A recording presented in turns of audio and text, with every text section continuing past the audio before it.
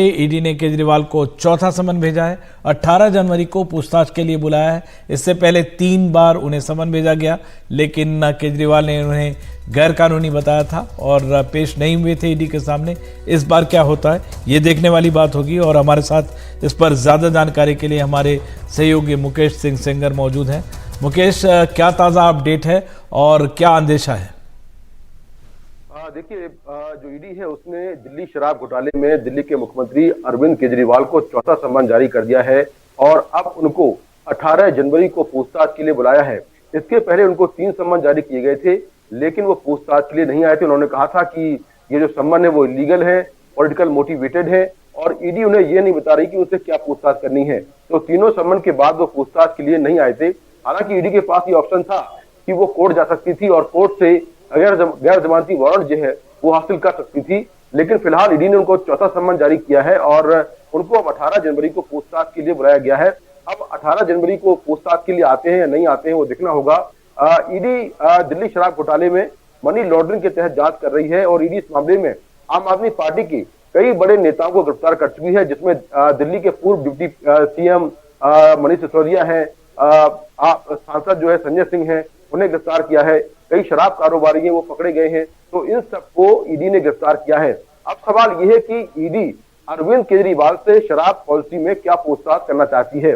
दरअसल जो अरविंद केजरीवाल का नाम है वो ईडी की कई चार्जशीट में आया है। जो लोग पकड़े गए हैं उनके बयानों में अरविंद केजरीवाल का नाम है।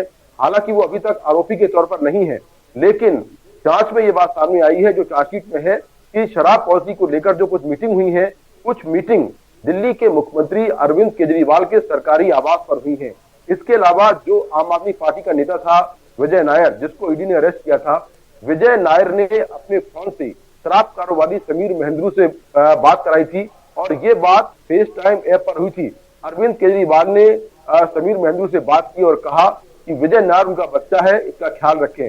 इसके साथ ही जो साउथ से कुछ शराब कारोबारी हैं उनका शराब कारोबार में अरविंद केजरीवाल ने दिल्ली में स्वागत किया था, ये उनके बयानों में सामने आया है।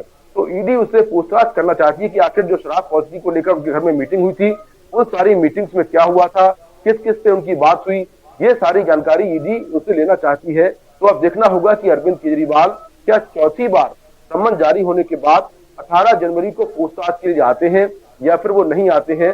अगर वो नहीं आएंगे तो ईडी हो सकता है कि दूसरे जो कानूनी विकल्प है उनको अपनाए, लेकिन फिलहाल ईडी वेट कर रही है कि अरविंद केजरीवाल जांच में शामिल हो और पूछताछ में सहयोग करें। जी मुकेश, एक अगर हम राजनीतिक परिप्रेक्ष्य में देखें तो अगर झारखंड के जो सीएम हैं उन्होंने 6 जो ईडी के समन्स है उसको स्किप किया। पिछले 4 महीने में देखें, अक्टूबर से ये शुरू हुआ है सिलसिला, 4 समन आ चुके हैं अरविंद केजरीवाल के पास। आपको क्या लगता है, क्या एक न्यायिक प्रक्रिया होगी और क्या अगर मान लीजिए ये भी स्किप करते हैं, नहीं जाते हैं, ईडी के सामने पेश नहीं होते हैं, तो क्या कुछ आगे बात हो सकती है?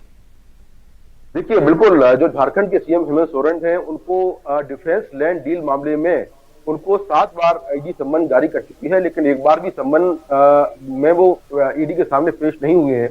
बल्कि उन्होंने झारखंड में एक आदेश निकाल दिया है कि अगर ईडी या सीबीआई या आईटी कोई भी जानकारी किसी सरकारी अफसर से मांगेगा तो डायरेक्ट कोई भी अधिकारी जानकारी नहीं देगा और ना ही पूछताछ में शामिल होगा।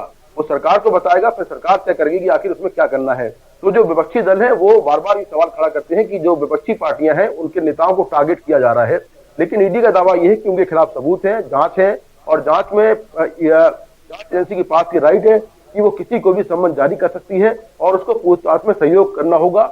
अगर बार बार सम्मन जारी होने के बाद भी कोई पेश नहीं होता है तो ईडी के पास ये राइट है कि वो कोर्ट जा सकती है और कोर्ट से फिर गैर जमानती वारंट हासिल कर सकती है और किसी को भी फिर डिटेन कर सकती है। तो यहाँ अभी आगे क्या कुछ होगा ये देखना होगा, लेकिन 18 जनवरी का वो दिन है जब केजरीवाल को पूछताछ के लिए बुलाया गया है।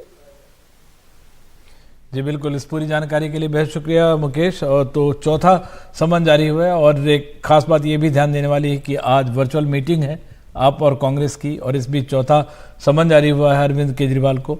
उनकी प्रतिक्रिया का जाहिर तौर पे इंतजार होगा और देखते हैं आगे क्या होता है इस मसले में।